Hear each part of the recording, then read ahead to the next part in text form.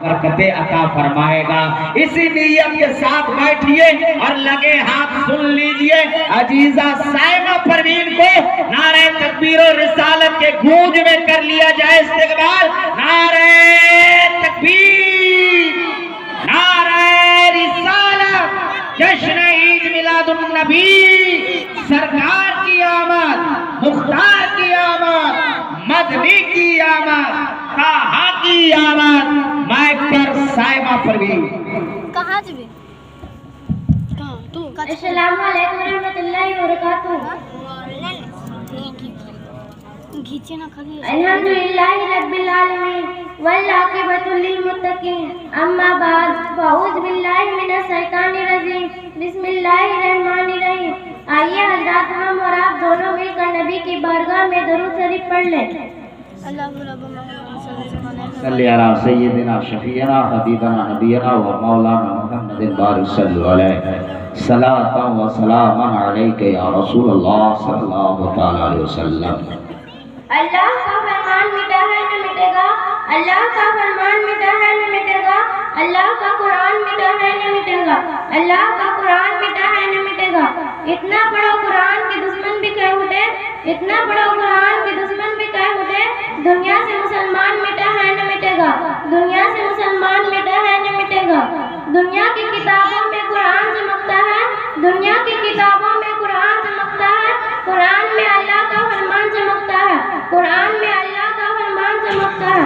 عادت جو بنا لے تلاوت قرآن کی، عادت جو بنا لے تلاوت قرآن کی، اللہ کی نظر میں انسان چمکتا ہے، اللہ کی نظر میں انسان چمکتا ہے۔ حضرات جب آپ تاریخ پڑھیں گے تو معلوم ہوگا کہ علم کی اہمیت کیا ہے، علم کی پیاس کیا ہے۔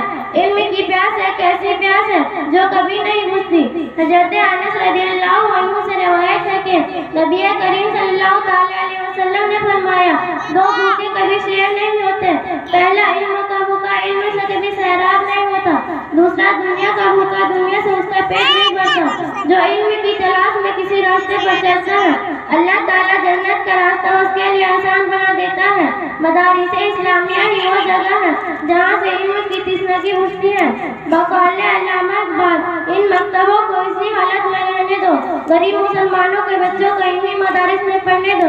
اگر یہ ملا اور درویش نہ رہے تو جانتے ہو کیا ہوگا؟ جو کچھ ہوگا وہ میں اپنی آنکھوں سے دیکھ رہی ہوں۔ اگر ہندوستانی مسلمان ان مدرسوں کے اشر سے محروم ہو گئے تو بالکل اسی طرح مسلمانوں کے آٹھ سے برس کے باوجود ہوا۔ اس لیے حضرات انہی عزائم اور منصوبوں کو عملی جامہ پہنانے کی غرض سے سرزمین کشمیری ٹولہ مری محلہ ناوٹی کے حساس مسلمانوں نے مدرسہ دارالعلوم کوثر کا قیام عمل میں لایا۔ الحمدللہ قیام کے بعد چند ہی سالوں میں مدرسہ نے جو علمی و روحانی خدمات انجام دیا ہے وہ آپ حضرات تک پوشیدہ نہیں ہے۔ لاک ڈاؤن کی وجہ سے ملک کے بیشتر تعلیمی ادارے متاثر ہوئے اور فنڈ کی فراہمی نہ ہونے کے سبب بہت سارے اداروں کو پریشانیوں کا سامنا کرنا پڑا اور قوم و ملت کے بہت سارے غریبوں نادار طلبہ کا تعلیمی خسارہ بھی ہوا، جس کا اثر دارالعلوم کوثر پر بھی پڑا۔ باوجود ان سارے حالات کے دارالعلوم کوثر کے منتظمین نے اپنے حوصلے کو پست نہیں ہونے دیا۔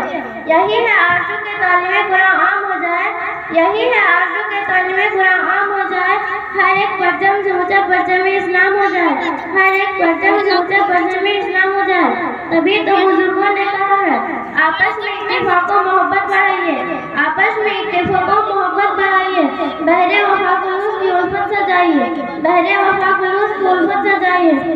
اس بھارت میں تمہیں شان سے جینے کے واسطے، اس بھارت میں تمہیں شان سے جینے کے واسطے بچوں کو مار مار کر اردو پڑھائیے، بچوں کو مار مار کر اردو پڑھائیے۔ کیوں کہا ہے؟ کیونکہ بہت مشکل سے یوں وطن کی جان ہو جائے، کیونکہ بہت مشکل سے یوں وطن کی جان ہو جائے۔ اردو تجھے پھیلا دیا جائے تو ہندوستان ہو جائے، اردو تجھے پھیلا دیا جائے تو ہندوستان ہو جائے۔ اللہ تعالیٰ مجھے محلہ ناوٹی اور کشادی کے تمام مسلمانوں کو سوجھ بوجھ کی توفیق و رفیق عطا فرمائے۔ السلام علیکم۔ سبحان اللہ، سبحان اللہ۔